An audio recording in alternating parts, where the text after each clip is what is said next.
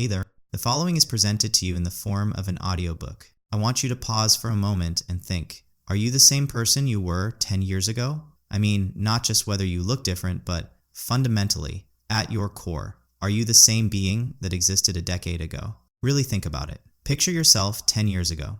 What were you worried about back then? What made you laugh?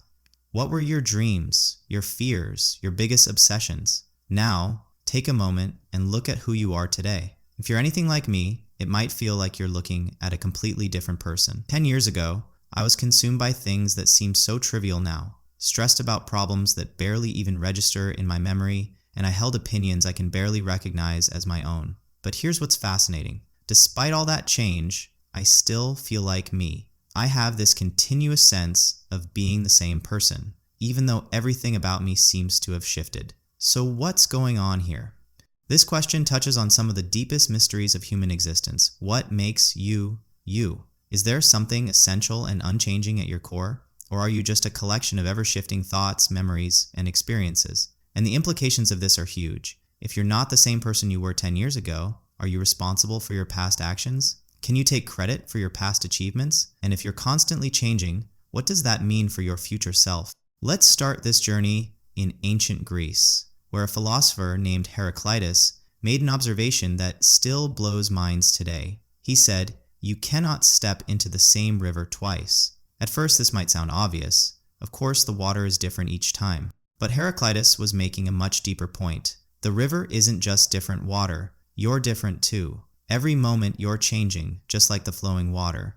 Your cells are dying and being replaced. Your thoughts are shifting. Your experiences are accumulating. In Heraclitus's view, everything in the universe is in constant flux, including you. And this idea is even more radical than it might seem. Right now, as you're listening to this, millions of your cells are dying, and new ones are being born. Scientists tell us that over the course of 7 to 10 years, virtually every cell in your body gets replaced. The atoms that make up your muscles, your organs, even your brain, they're completely different from the atoms that made up your body a decade ago. So physically speaking, you literally are not the same person. You're like a biological ship where every plank has been replaced, yet somehow the ship keeps on sailing. But maybe physical continuity isn't what makes you, you. Enter John Locke, a 17th century English philosopher who had a different idea. Locke argued that your identity isn't tied to your physical body at all. It's tied to your consciousness, specifically your memories. According to Locke,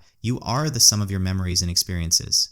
The thread that connects you to your 10-year-ago self isn't your body. It's the fact that you remember being that person. You remember their experiences as your own. This memory theory of identity feels intuitive at first. After all, when you think about who you are, you probably think about your life story, where you grew up, what you've experienced, the lessons you've learned. These memories feel like the core of your identity. But Locke's theory opens up some puzzling questions. What happens if you lose your memories? If someone develops severe amnesia and forgets their entire past, are they still the same person? What about people with dementia who gradually lose their memories? At what point do they stop being themselves? And here's an even weirder thought experiment. Imagine you could transplant all your memories into someone else's brain while they got yours. Which body would contain the real you? Locke would say you'd be in the other person's body, since you'd have all your memories. But that feels strange, doesn't it? This is where Locke's theory starts to feel incomplete.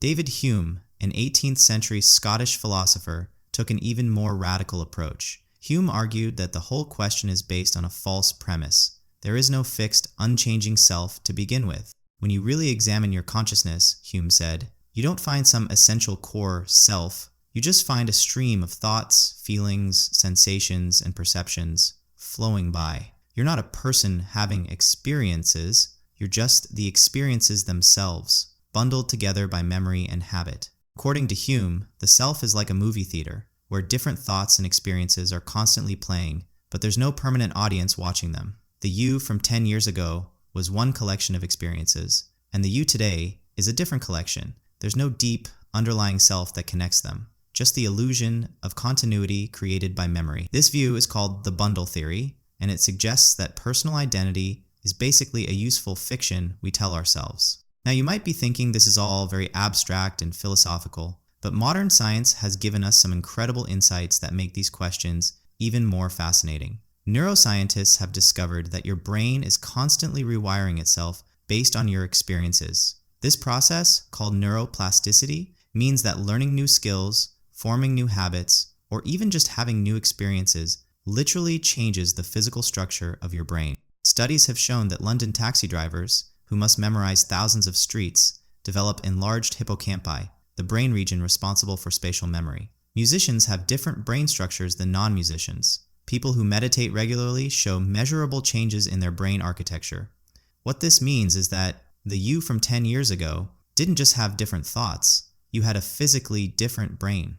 The neural pathways that generate your thoughts, your personality, your very sense of self have been rewired by a decade of experiences. But it goes even deeper than that. Psychologists have identified what they call the Big Five personality traits: openness to experience, conscientiousness, extroversion, agreeableness, and neuroticism. These traits were once thought to be relatively fixed, but longitudinal studies, research that follows the same people over many years, have shown that personality can change significantly over time. Major life events like getting married, having children, starting a career, or experiencing trauma can fundamentally alter who you are. Think about your own personality 10 years ago. Were you as confident as you are now? As cautious? As open to new experiences? For many people, the answer is no. You might have been more anxious, but also more spontaneous, more idealistic, but less practical, more social, but less self-awareness. These aren't just surface changes, they represent fundamental shifts in how you see the world and respond to it. Here's something even more mind-bending: your memories themselves aren't fixed. Every time you remember something, your brain doesn't just retrieve the memory like a computer accessing a file. Instead, it reconstructs the memory, and in doing so, it slightly changes it. Memories are influenced by your current mood, your subsequent experiences, and even random neural fluctuations. This means that your memories of who you were 10 years ago might not be accurate. You might be comparing your current self to a version of your past self that never really existed. This brings us to one of the most famous thought experiments in philosophy, the Ship of Theseus. Imagine a ship where, over time, every single part gets replaced. Every plank, every sail, every nail. Is it still the same ship? Now imagine that someone collects all the original parts and rebuilds the original ship. Which one is the real Ship of Theseus? This paradox perfectly captures the puzzle of personal identity. If every part of you changes, your body, your brain, your thoughts, your memories, your personality, in what sense are you the same person? Some philosophers argue that it's the continuity that matters. Even if all the parts change, there's an unbroken chain connecting your past and present selves. Others argue that if everything changes, you're essentially a new person who just happens to have inherited the life story of your predecessor. Different cultures and spiritual traditions have wrestled with these questions in fascinating ways. In Buddhism, the idea of a permanent, unchanging self is considered one of the fundamental illusions that cause human suffering. Buddhists believe in anatta, or non-self, which teaches that what we think of as the self is just a collection of ever-changing physical and mental processes. The goal is to see through this illusion and realize that there's no fixed self to protect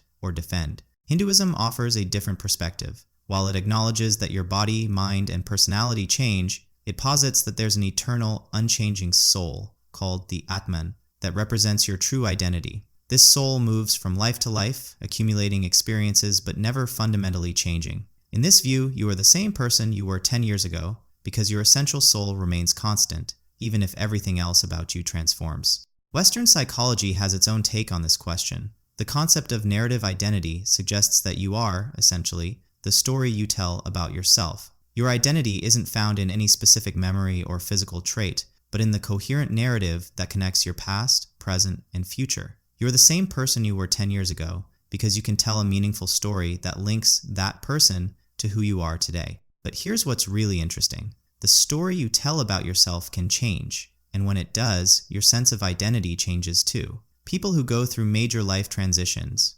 recovering from addiction, coming out, changing careers, surviving trauma, often describe feeling like a completely different person.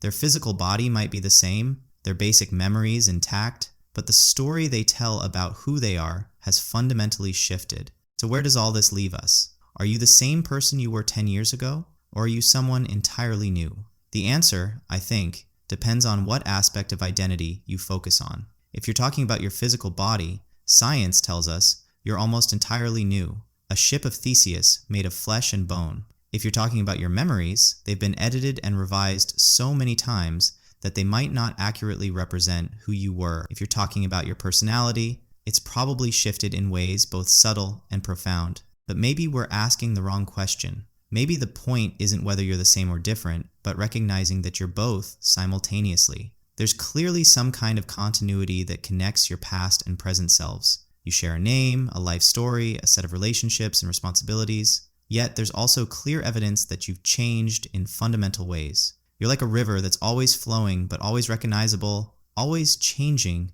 but somehow always itself. What I find beautiful about this paradox is what it suggests about human potential. If you're not locked into being exactly the same person you were 10 years ago, that means you have the power to consciously shape who you become. The traits you don't like about yourself, the habits that hold you back, the fears that limit you, none of these are permanent features of your identity. They're just the current configuration of your ever-changing self. This has profound implications for how we think about personal growth, forgiveness, and responsibility. If you did something 10 years ago that you're ashamed of, you can acknowledge that while taking responsibility for it, you can also recognize that you're not exactly the same person who did it. You've grown, learned, and changed. Similarly, if you're struggling with something now, you can take comfort in knowing that this too will pass. Not just the external circumstances, but potentially your entire way of being in the world. The question of whether you're the same person you were 10 years ago might not have a definitive answer,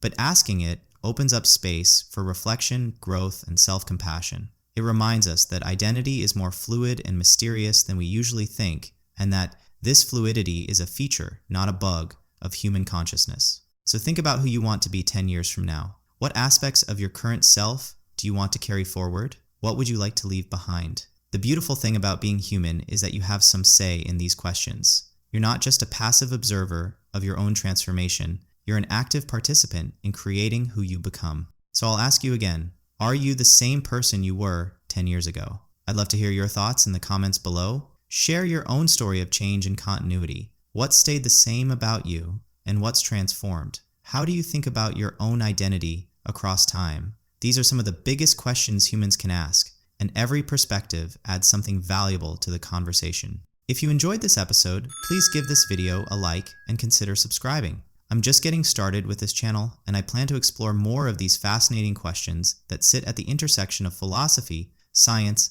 and everyday life. Hit that notification bell so you don't miss future videos, and thank you so much for joining me on this journey of curiosity and wonder. Keep questioning, keep growing, and remember, whether you're the same person or someone entirely new, you're exactly who you're supposed to be right now.